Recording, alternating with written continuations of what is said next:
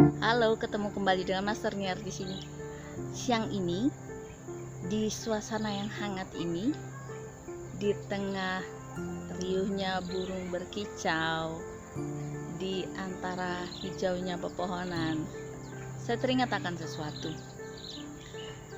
Bahwa ada pertanyaan dari salah seorang klien, bahkan ada 2-3 orang bertanya, mengapa sifat-sifat yang kita rasa negatif, misalnya kecenderungan untuk bersedih, kecenderungan untuk menangis, kecenderungan untuk mengasihani diri, itu sering sekali terjadi. Padahal sudah mengetahui bahwa mindset manusia itu harusnya positif, artinya harusnya kuat, semangat, memberdayakan diri, melihat segala sesuatu itu positif gitu ya. Sekarang begini, bahwa pengalaman manusia sepanjang hidup itu memang memiliki efek bagaimana manusia tersebut memandang kondisi dirinya. Namun pengalaman juga di antara orang-orang sekitarnya, masyarakat, lingkungan sosialnya juga berefek pada bagaimana seseorang memandang kondisi yang dia alami. Contohnya banjir kemarin di Kota Samarinda. Banyak sekali area-area yang mengalami banjir. Namun ketika saya turun ke lapangan, ada saja yang memang menangis, bercerita, mengatakan bahwa sedang bersedih, tidak bisa ini, tidak bisa itu.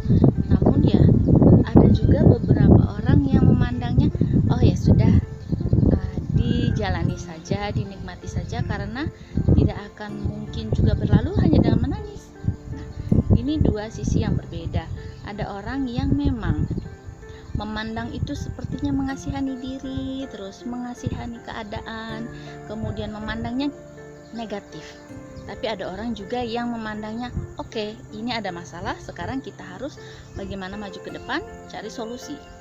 Nah, kalau kita mau mencari solusi, mau tidak mau kaki kita harus kuat, pikiran kita harus kuat, hati kita harus kuat untuk bisa berdiri dan menapak lagi ke depan. Jadi bagaimana caranya?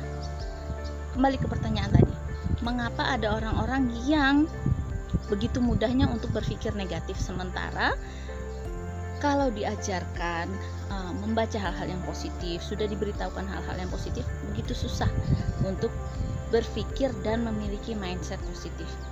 Tapi ya itu, Tuhan menciptakan kita dengan fungsi otak, fungsi neuro yang sangat baik. Begitu kita mengalami suatu pengalaman baru, maka hal itu akan dipelajari sebagai suatu pengalaman. Jika kita menghadapinya dengan positif, maka hal itu juga akan bernilai berdampak positif.